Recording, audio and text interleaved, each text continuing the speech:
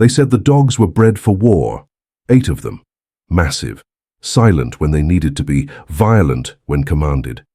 Creatures trained not just to hunt, but to dominate, to smell fear, to obey only one voice. And yet, there exists an account, buried in fragments, denied in records, whispered in letters, of a girl locked in darkness with all 8 of them, for 3 days, no food, no light, no escape. When the door finally opened, she walked out alive, and the dogs, they followed her, not as predators, not as beasts, but as something else entirely. What could possibly happen in that cellar? What kind of girl doesn't get torn apart in minutes? And more importantly, what did she do to them? Welcome to a story that history tried to forget. In the humid lowlands of Louisiana, where the air clung to your skin like a second layer and the ground itself seemed to breathe beneath your feet, there stood a plantation that few dared speak of openly, not because it was unique, but because it wasn't. Cruelty in those lands was not an exception. It was structure. It was law. It was daily rhythm.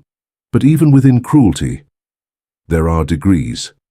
And the Devo estate sat at the far end of that scale. 7 miles from the nearest town, hidden behind a winding shell road that turned to mud at the first sign of rain, the estate existed like its own closed world. A place where rules bent to one woman's will and where no one questioned what happened beyond its gates, because everyone who lived there understood one simple truth: the Baroness was always watching. Baroness Eloise Devo arrived in Louisiana. Like a rumor that had already made up its mind about you, she came from Charleston, draped in expensive fabrics and quiet whispers. A widow, they said, European blood, wealth that didn't need explaining, and eyes that never rested. People who met her would later struggle to describe what unsettled them most. It wasn't her beauty, though there was something sharp and fading about it. It wasn't her voice, though it carried a precision that made every word feel measured. It was the way she looked at things, as if everything, people, objects, animals, existed in terms of value, usefulness, control. Within weeks of her arrival, the plantation changed. Workers were dismissed without reason, replaced with harsher hands. An overseer named Gaspard Thibault was brought in, a man known not for efficiency, but for cruelty that bordered on enthusiasm. Punishments became more frequent, more public, more creative. But the true symbol of the Baroness's rule didn't walk. On 2 legs, they waited behind the main house.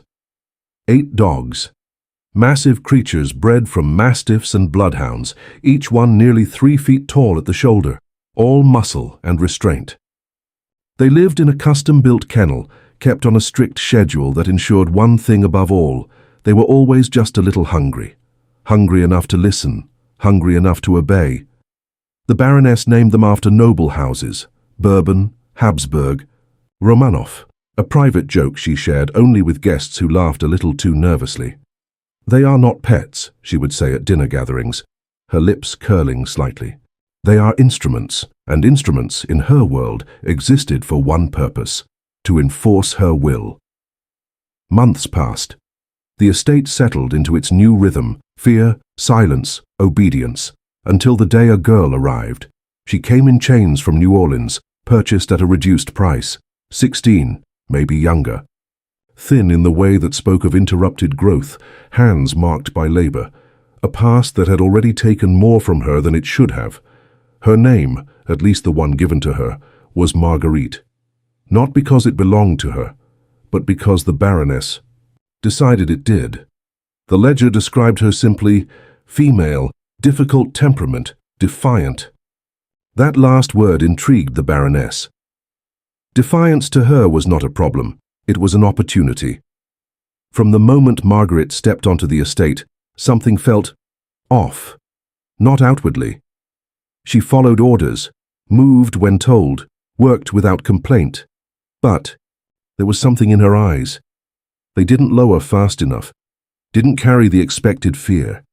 They watched, observed, measured. It was subtle, so subtle that most wouldn't notice. But the Baroness noticed everything, and what she saw in that girl stirred something dangerous inside her. Not anger, not yet, something closer to curiosity. Margaret was placed in the main house, cleaning, serving, moving silently between rooms filled with polished wood and quiet tension. At first, the Baroness simply observed her, waiting, looking for the inevitable mistake. It came one evening. A delay, a hesitation, a curtsy not performed quickly enough. It was small, insignificant. But in the Baroness's world, control was built on moments. Like these, so she made an example. 20 lashes in the yard. The entire household gathered to watch. Thibaut carried it out with practiced precision, each strike landing with a sound that echoed across the grounds. Most people screamed, begged, broke. Marguerite did none of those things. She stood still, her jaw clenched so tightly that blood filled her mouth where she bit the inside of her cheek, but she did not cry out. Not once. And that was the problem. Punishment to the Baroness was not just about pain, it was about submission. And submission required a response. Fear, tears, pleading, something that confirmed the hierarchy. But Marguerite gave her nothing. No satisfaction, no victory. Just silence. And those eyes, still watching, still intact. What followed was not discipline, it was obsession. The Baroness began to focus on her, assigning impossible tasks, then punishing failure, creating traps, objects planted, accusations made, shifting rules so that compliance became impossible. Day after day, week after week, anyone else would have broken, most did, but Marguerite, she adapted. She bent where needed, moved carefully, anticipated danger, but that core inside her, that quiet, unspoken resistance, remained untouched, and the Baroness could feel it, like a splinter beneath the skin. There were moments, brief and unnoticed by most, where Marguerite's gaze drifted beyond the house, toward the kennels, toward the dogs. At first it meant nothing, just another place to avoid, another source of danger. But over time, something changed. She began to watch them, not with fear, but with attention, the way one studies something, to understand it, the way one might study a storm or a weapon. The dogs, in turn, noticed her, not all at once, not dramatically, but gradually. Shift in stillness when she passed, a flicker of awareness, something unspoken, something waiting. By early 1845, the atmosphere on the plantation had thickened. The Baroness grew colder, more unpredictable, her patience thinning, her methods escalating. She spent more time with the dogs, training them personally, refining commands, sharpening their responses. At the same time, something new was constructed beneath the kennel. A cellar. Small. Windowless, hidden. No one was told its purpose, no one asked, and Margaret continued to endure. Day after day. Quiet. Observant. Unbroken. But inside her, something was forming. Not rebellion. Not yet. Something quieter. Something more dangerous. An understanding. Because she had learned something the Baroness had not.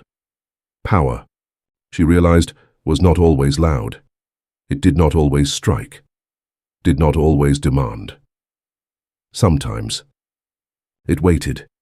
It watched. It learned the patterns, the weaknesses, the moments when control slipped just enough to be taken.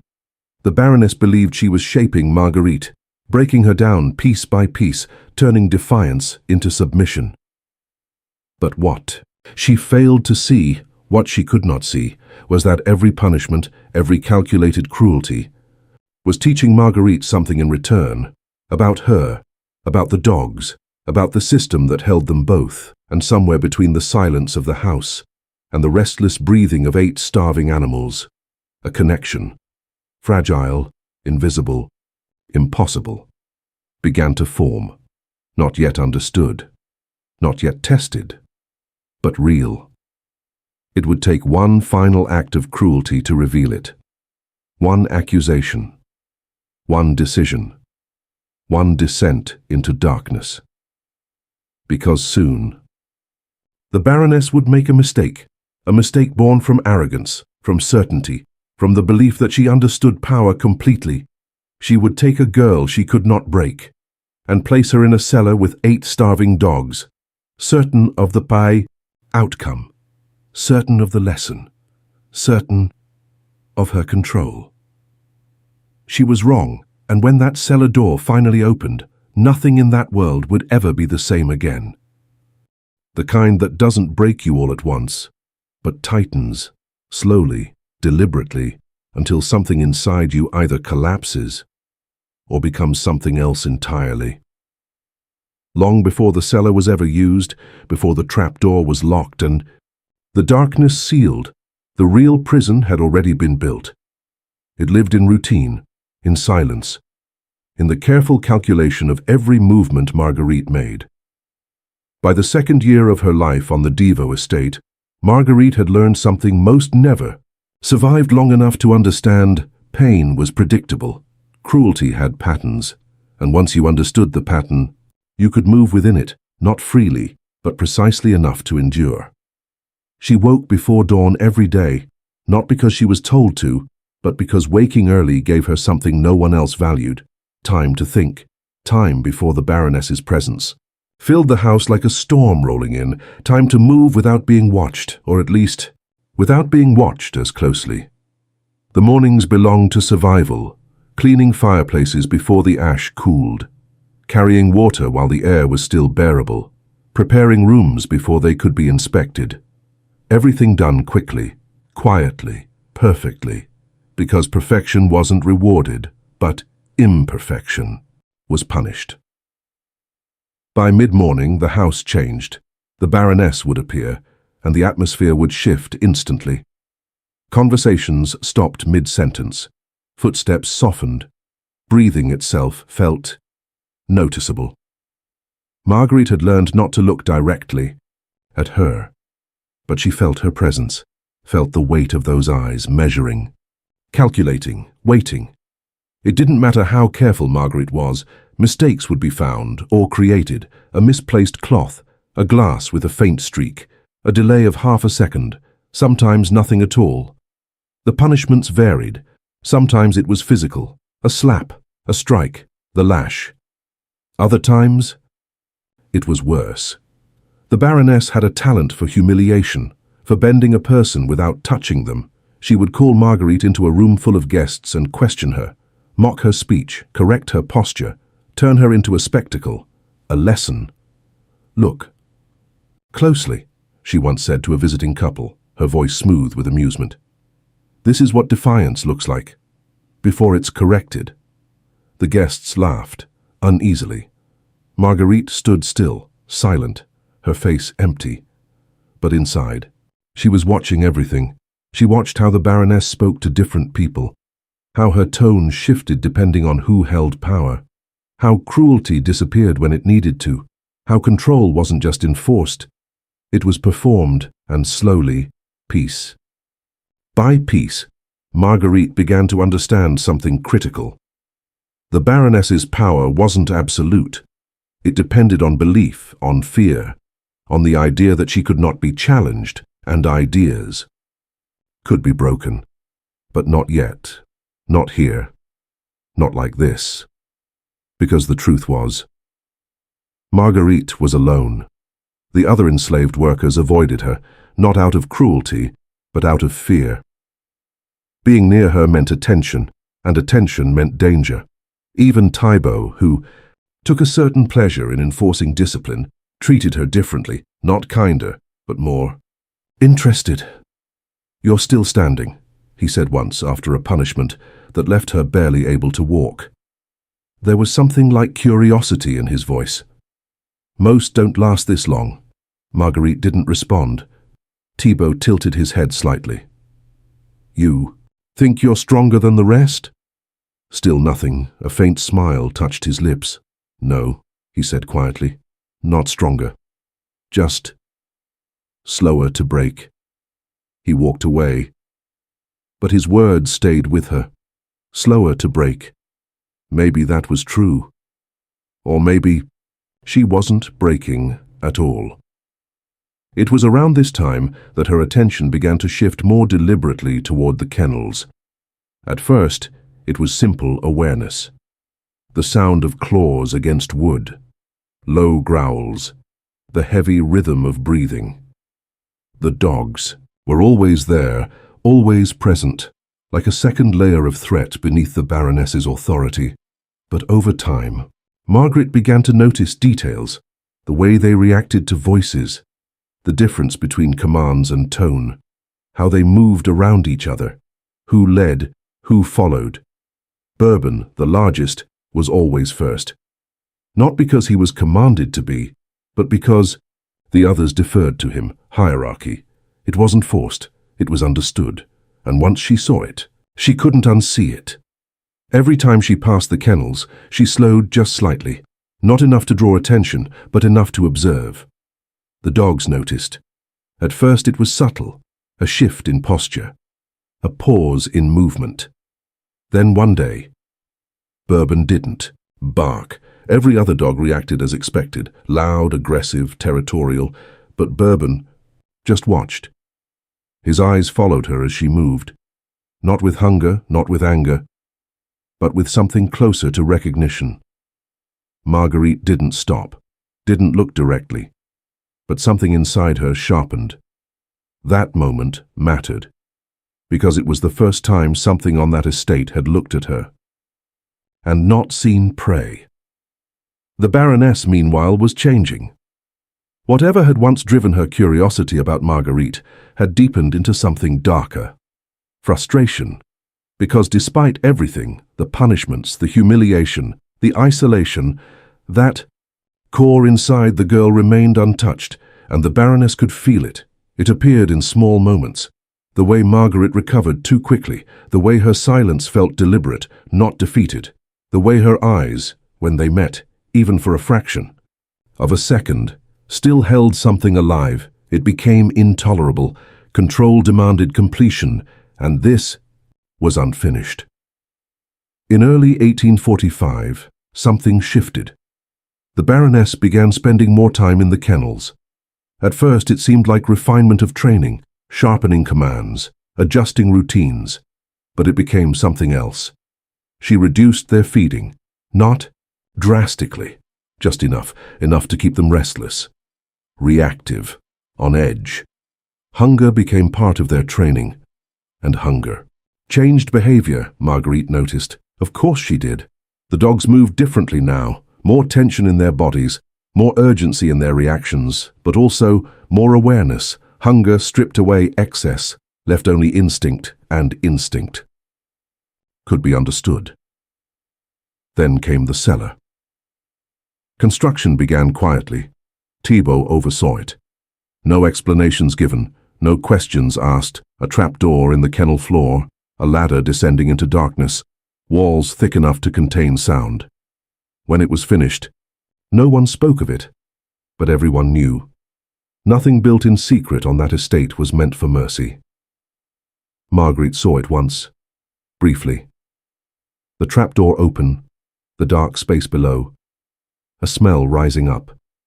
Earth, rot, and something else, something final. She didn't linger, didn't look twice, but she remembered, because on that plantation, every detail mattered. Spring came heavy and wet. The air thickened, tempers shortened, and the tension that had been building for months finally found its moment. It began with something small. It always did. A piece of jewelry, a bracelet, missing.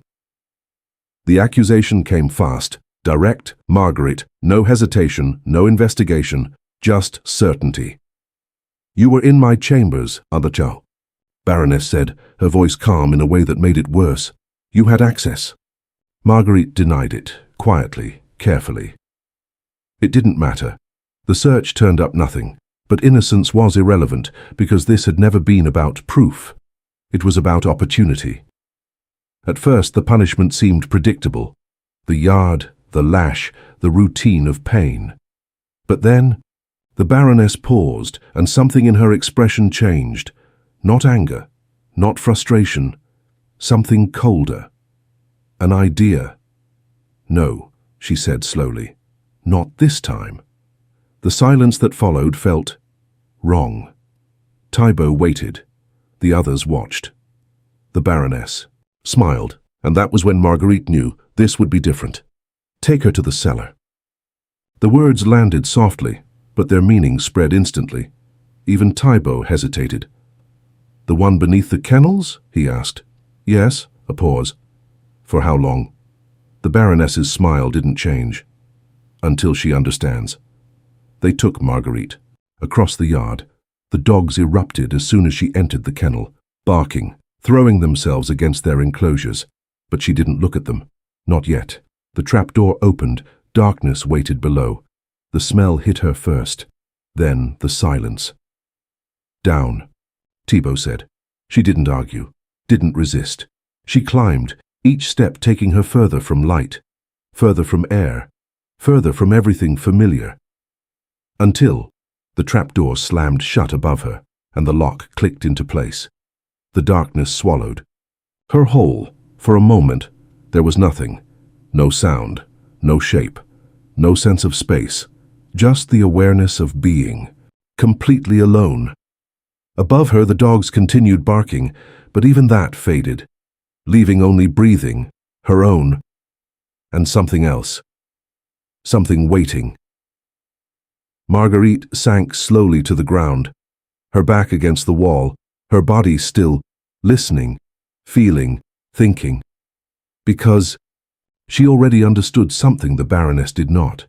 This wasn't just punishment. This was preparation for something worse, and somewhere above her, 8 starving dogs paced in their cages, hungry, restless, waiting.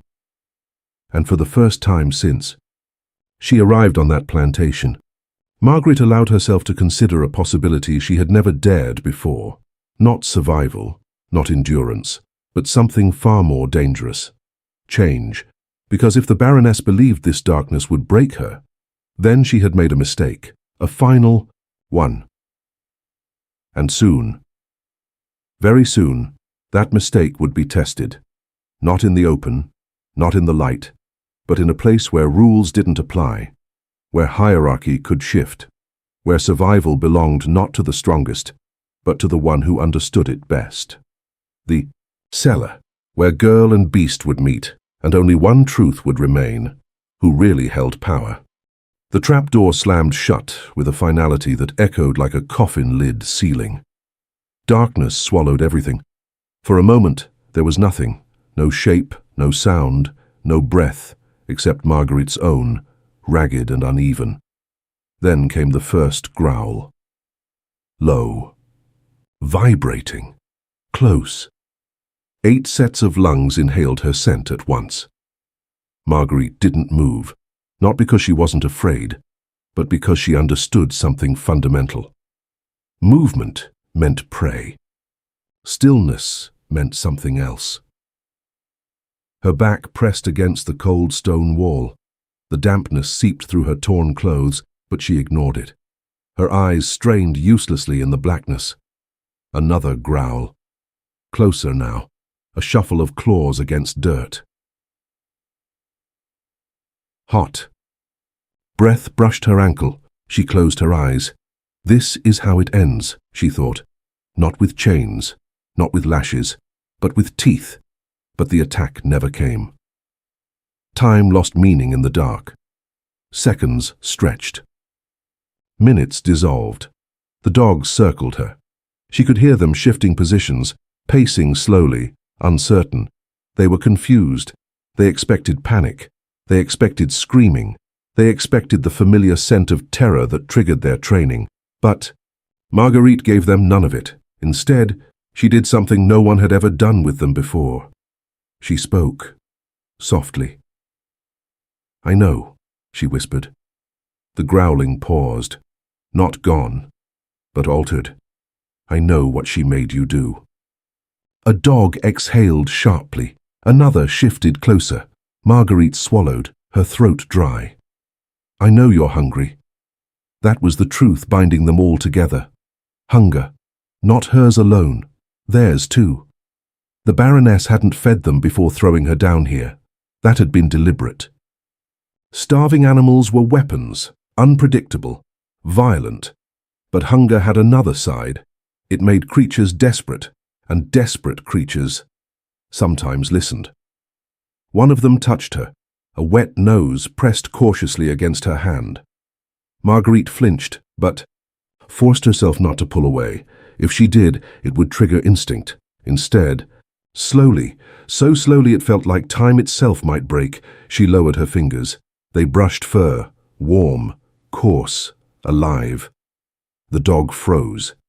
So did she. The world held its breath. Then, impossibly, the dog did not bite. Marguerite began to piece it together. These weren't wild animals. They were trained, conditioned. Their violence wasn't natural, it was directed. They attacked when commanded, they dominated when reinforced. But here, in the cellar, there was no command, no master voice, only hunger, confusion, and her. I'm not your enemy, she murmured. Another dog moved closer. Then another. The circle tightened, but not in aggression, in curiosity. Marguerite shifted slightly, careful, deliberate. Her body language changed, not defensive, not submissive, neutral. A third dog lay down. The sound of its body hitting the dirt was soft, but monumental. It was the first surrender, not to her, but to uncertainty. Cold crept in. The cellar. Air grew heavier, thick with breath and dampness. Marguerite's body began to shake, not from fear now, but from exhaustion and hunger. She hadn't eaten properly in days. Her lips cracked when she spoke again. We can survive this, she whispered, though she wasn't sure if she believed it.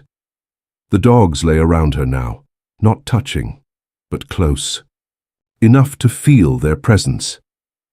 Their breathing slowed, not peaceful, but controlled. Waiting. Always waiting. One of them whimpered softly, a sound she hadn't expected. It wasn't aggression. It was discomfort, pain, hunger, loneliness. Margaret understood that sound better than anything. Carefully, she shifted closer to it. The dog tensed, but didn't move away. Her hand found its side, bones beneath fur, just like her. Same as me, she whispered. The dog exhaled slowly, and in that moment, something impossible began. Morning came, though no light reached them. Margaret knew it only by the change in air, the faint shift in temperature, the distant sounds above. No food came, no water, nothing. The Baroness was waiting, waiting for screams, waiting for violence, waiting to be proven right. Marguerite leaned her head back against the wall. The dogs hadn't attacked, but hunger was growing. Stronger, now sharper. She could feel it in their movements, restless, agitated. Instinct was returning. The fragile balance was cracking. She needed something more, something stronger than fear, something deeper than instinct. She made a decision then, one that defied everything survival demanded. She lay down, fully exposed, her throat vulnerable, her body unguarded. If they chose to kill her now, it would be easy. The dogs reacted instantly. Movement, tension, a low chorus of warning growls. Marguerite didn't move, didn't flinch, didn't defend herself. I won't fight you, she said softly, her voice barely carried. But I won't be afraid of you either. Silence followed, heavy, waiting. Then a weight settled against her side. One dog, then another, until all 8 lay around her, touching, not attacking, not dominating, guarding. Hours passed or days. Time no longer mattered. Marguerite shared. Everything she had, her warmth, her breath, her presence, and the dogs, in return, gave something they had never given anyone before. Restraint, loyalty, not forced. Chosen. They stopped circling her like prey. They began positioning around her like a pack, not above, not below, with her. When one stirred, the others reacted. When she shifted, they adjusted. A system formed, silent, unspoken, but real. On the second day, the Baroness grew impatient. "Any sound?" she demanded. Thibault shook his head. "Nothing, ma'am." "That's impossible." But it wasn't. Because below them, there was no violence, no feeding frenzy, no screams, only breathing, steady, unified, alive. Hunger changed things. It made movement slower, breathing heavier. Marguerite's strength began to fade. Her limbs felt like stone, her vision blurred, even in darkness. The dogs felt it too. Their bodies grew weaker, their patience thinner. One of them snapped suddenly at another, a flash of teeth, a warning. The tension returned. Dangerous, immediate. Marguerite forced herself upright. Pain screamed through her body. "No," she said. Her voice cracked, but held. The dogs froze. Every head turned toward her. Not like this. She didn't know why they listened. But they did. The snapping stopped. The pack reformed. Fragile again, but intact. Cold bit deeper. Marguerite could barely feel her fingers. Her breathing was shallow now. Weak. One of the dogs pressed closer to her. Chest, another curled behind her back. They were sharing warmth. Instinct again. But different this time. Not predatory. Protective. She closed her eyes, and for the first time since entering the cellar, she slept. Something had changed, not suddenly, but completely. The dogs no longer watched her, they watched for her. Every sound above made them alert. Every shift in air triggered response. They weren't guarding territory, they were guarding her. Marguerite understood it now. She hadn't tamed them. She hadn't dominated them. She had done something far more dangerous. She had joined them, not as prey, not as master, as pack. By the third day, whispers began. Servants spoke quietly in corners. Field hands. Exchange glances. The girl is still alive, with all of them. Not even a scream. The Baroness heard it. Every word, every doubt. It poisoned her. This wasn't just survival anymore.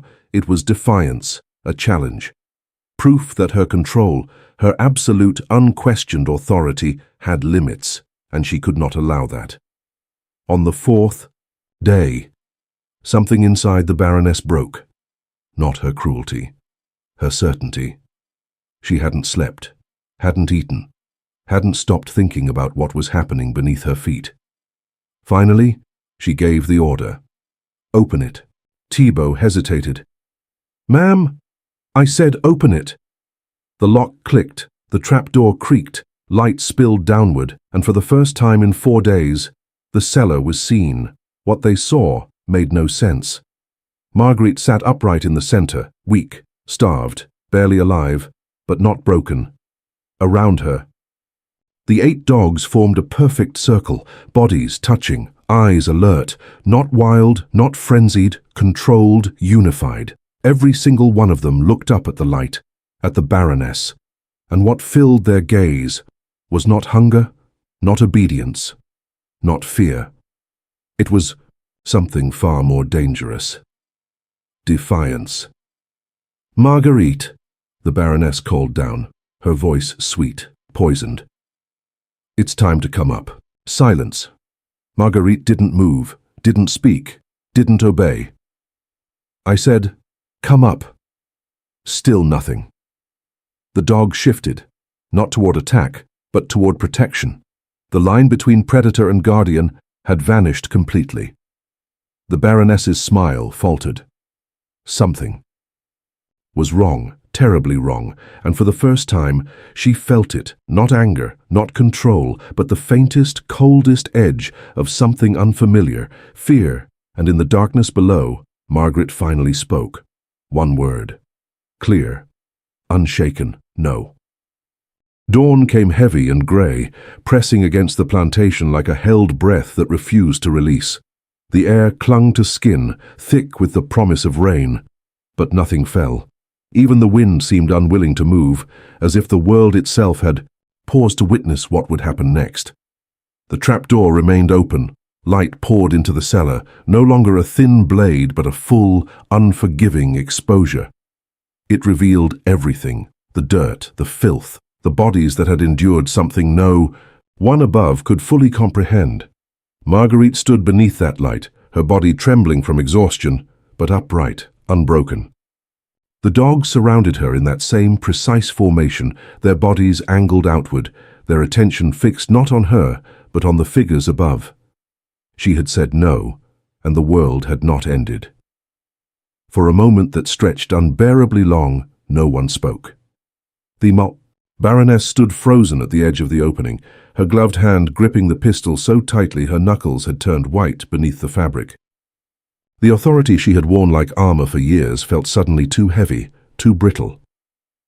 "You misunderstand your position," she said finally, her voice sharp but lacking its usual certainty. "You do not refuse me." Margaret didn't look. Away. "I just did."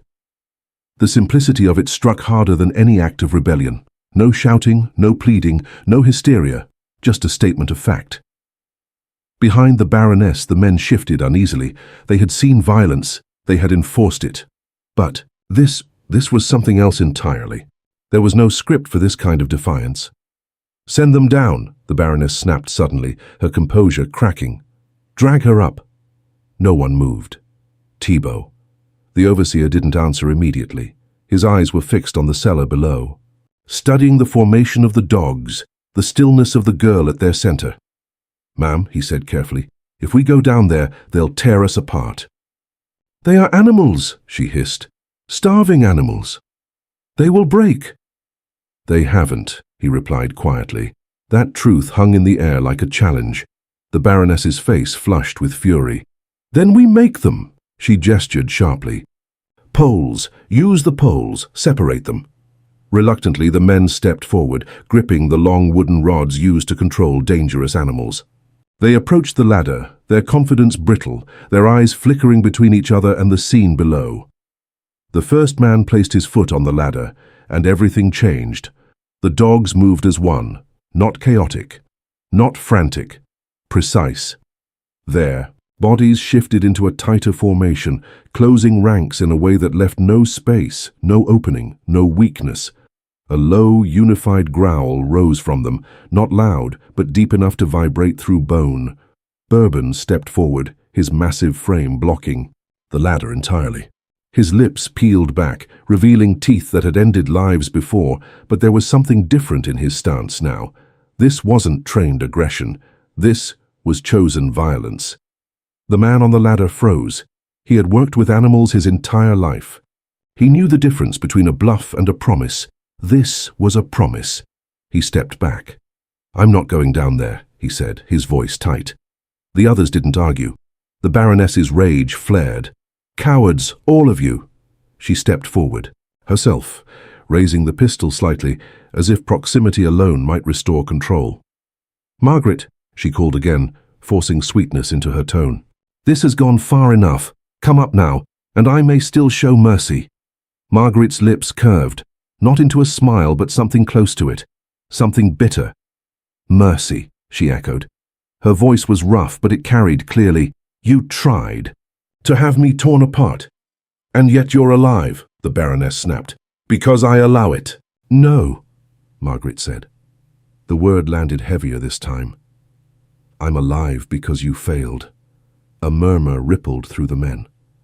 The Baroness heard it, felt it, and something inside her twisted.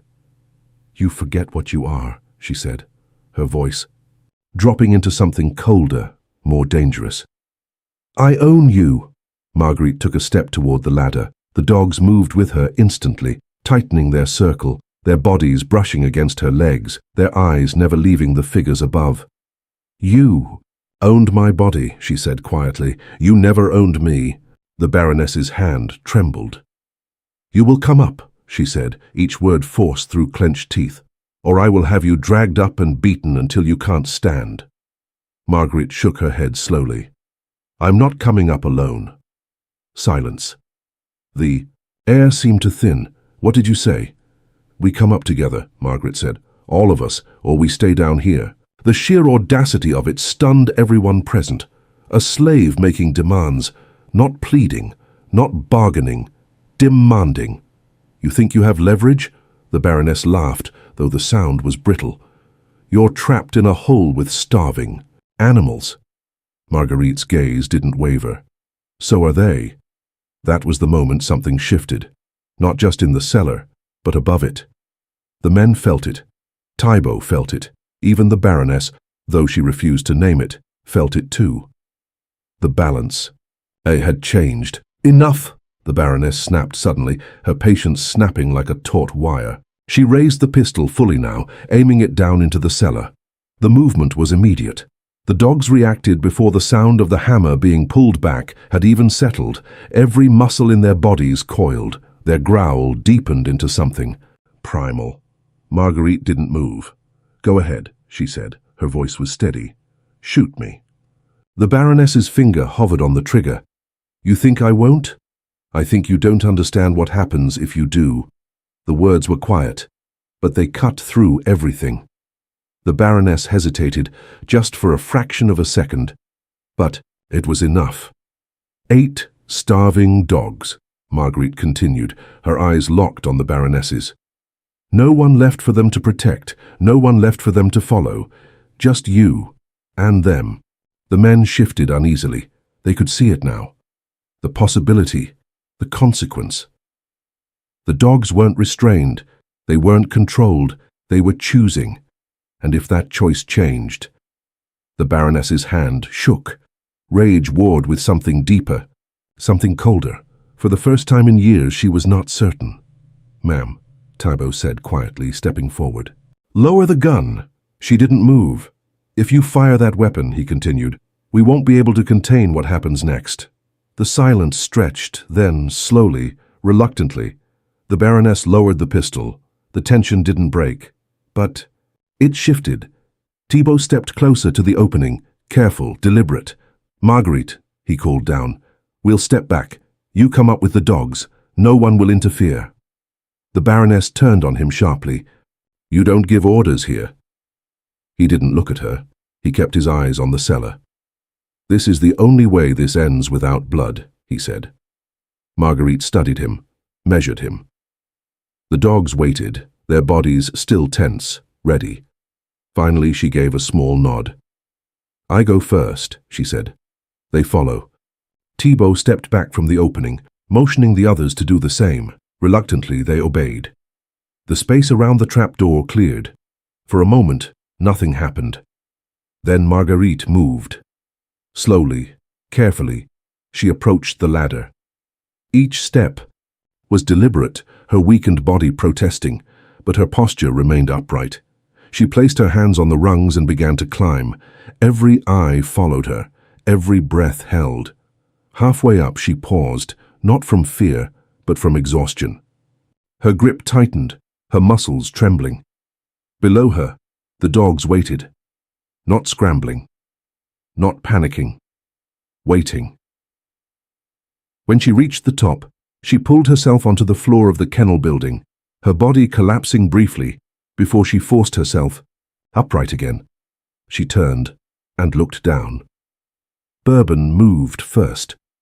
The massive dog placed his paws on the ladder and began to climb. A murmur of disbelief rippled through the men. Dogs didn't climb ladders, not like this, not with purpose. But Bourbon did, slow, controlled, certain. He reached the top and stepped onto the floor beside Marguerite, immediately positioning himself at her side.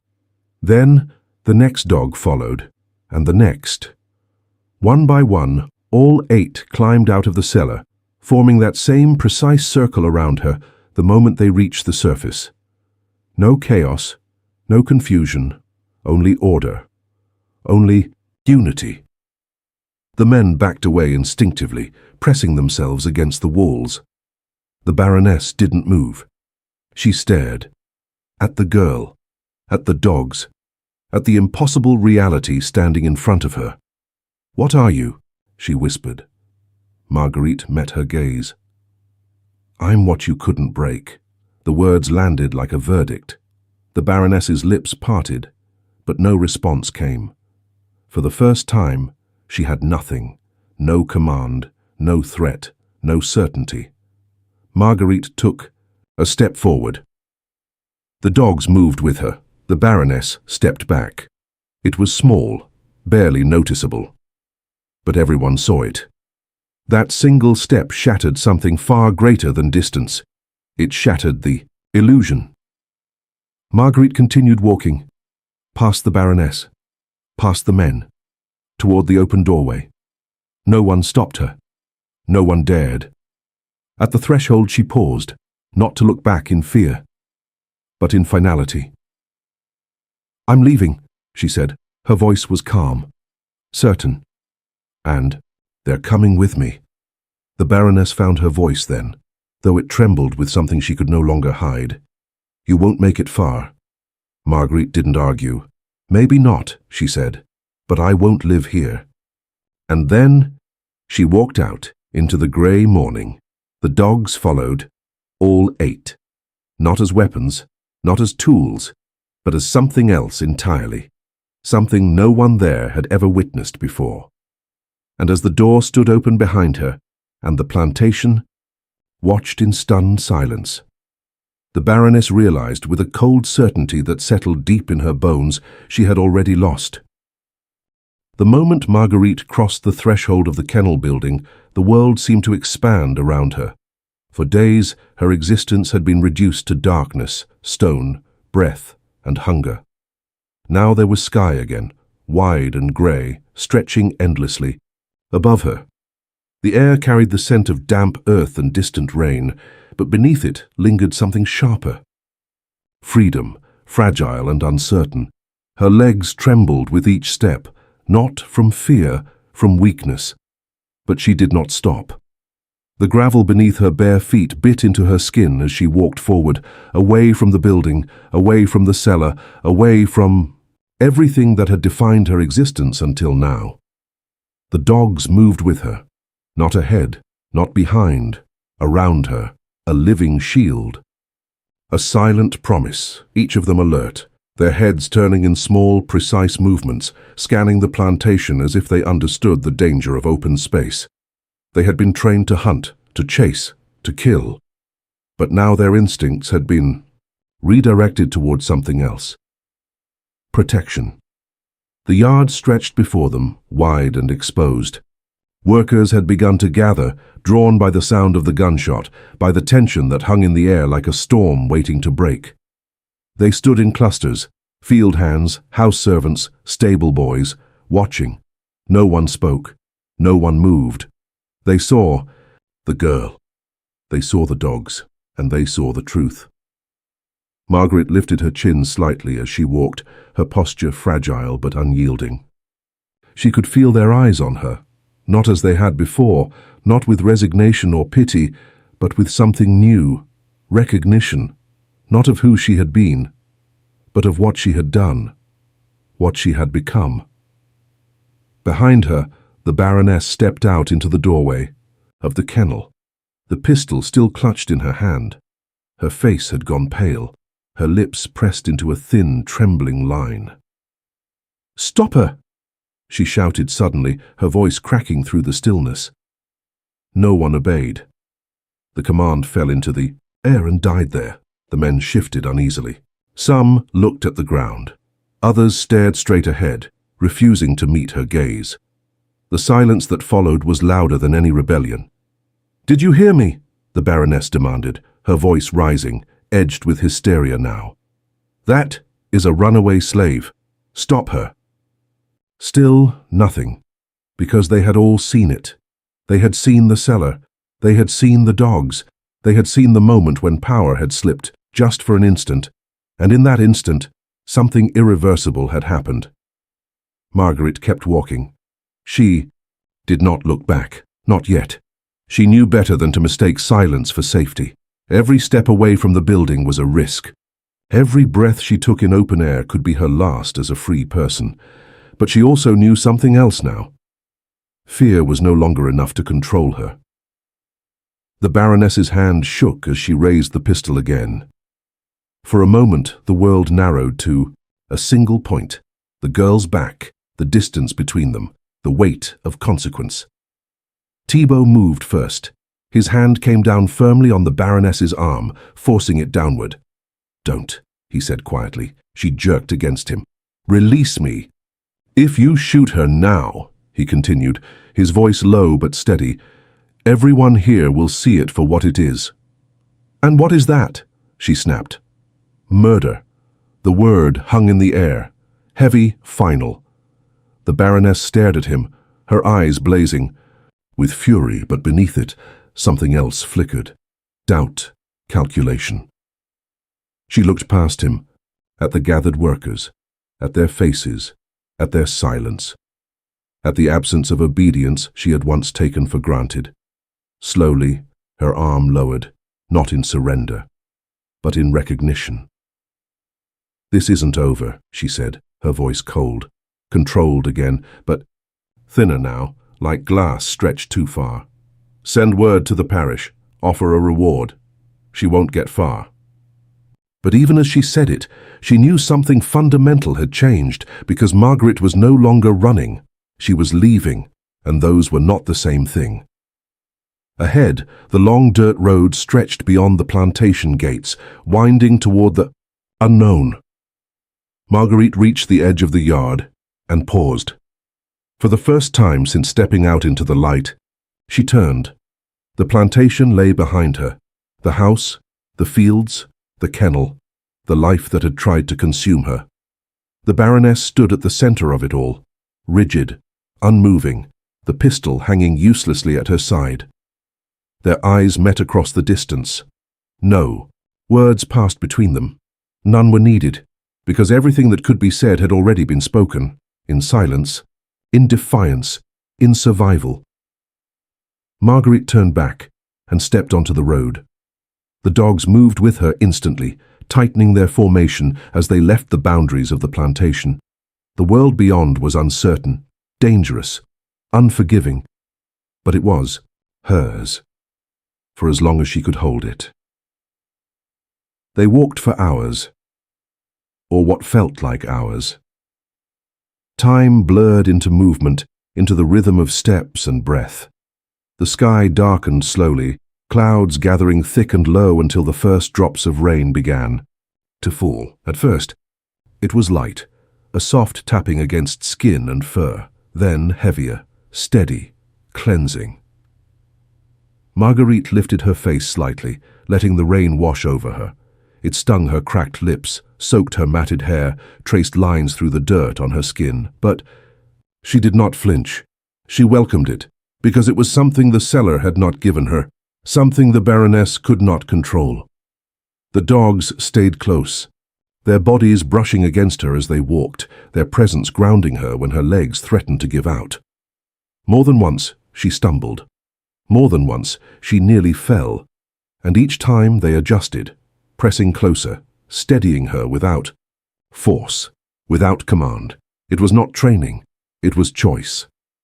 As the rain intensified, the road became slick, the earth turning to mud beneath their feet.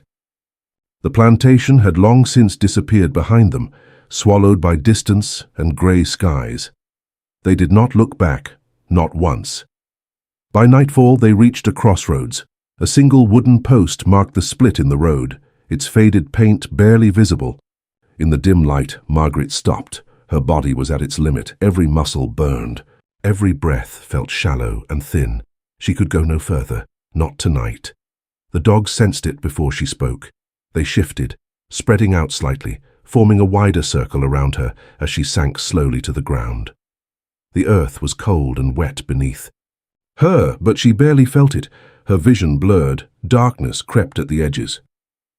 "Not yet," she whispered to herself, though her voice was barely more than breath. "Not yet." Bourbon moved closer, settling beside her, his massive body radiating warmth. The others followed, one by one, until she was surrounded again, protected, held, not by chains, but by something far stronger. She closed her eyes, and for the first time in days, she allowed herself to rest. Back at the plantation, the Baroness sat alone in her chamber. The house was silent, too silent. The kind of silence that pressed in on the mind, filling every space with memory, with doubt, with the echo of things that could not be undone. She had dismissed the servants, locked the door, drawn the curtains, but none of it shut out what she had seen, what she had felt. That moment, that single, irreversible moment when the girl had said no, and the world had not obeyed her. The pistol lay on the table beside her, untouched. Her reflection stared back at her from the darkened window. For years, she had believed in the absolute nature of her power.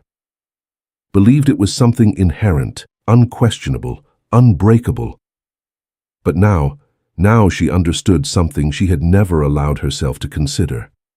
Power existed only as long as others believed in it. And belief could be broken. Her hand trembled as she reached for the small wooden box on her bedside table. Inside were dried leaves, carefully collected, carefully prepared. A habit, a precaution, something she had always kept for control, even over herself. She stared at them for a long time. Then, with slow, deliberate movements, she began to prepare the tea. Morning came again, but it did not bring the same world with it. The smoke was the first sign. Thin at first, barely noticeable, then thicker, curling from beneath the door of the Baroness's chamber. Maid saw it, called for help. Voices rose, footsteps pounded through the halls. The door was broken open, and inside, the Baroness lay on her bed, still, composed, her hands folded neatly over her chest. The teacup rested on the table beside her, empty. The air smelled faintly of bitter herbs.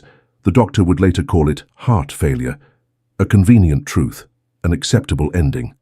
But those who had seen her that morning, those who had seen the cellar, they knew better. Within a week the plantation burned, not from a single flame, but many, set in different places, at different times, too precise to be accident, too deliberate to be chance. The house went first, then the outbuildings, then the fields. Smoke rose into the sky, dark and thick, carrying with it the remnants of something that had once seemed permanent. By the time the flames died, there was little left, and what remained was silence. As for Margaret, no official record ever captured what became of her. No notice of capture, no return, no confirmation of death, only whispers. Stories passed from one voice to another. A girl walking north along the river road, 8 dogs at her side. Not threatening, not wild, but watchful, protective. A presence that made even armed men step aside. Some said she reached freedom, others said she vanished into the wilderness, choosing a life beyond all systems, beyond all control. No one knew for certain. Perhaps no one was meant to. Because some stories are not meant to end neatly. Some stories exist to remind, to challenge, to linger. The truth of what happened in that cellar was never written properly into history. It was softened, minimized, almost erased, but not completely, because there were witnesses, because there were those who remembered, and because somewhere, in the quiet spaces between recorded facts and lived reality, a girl once refused to break, refused to submit, refused to die the way she was meant to, and walked away, with 8 dogs following. Thank you for reading this story.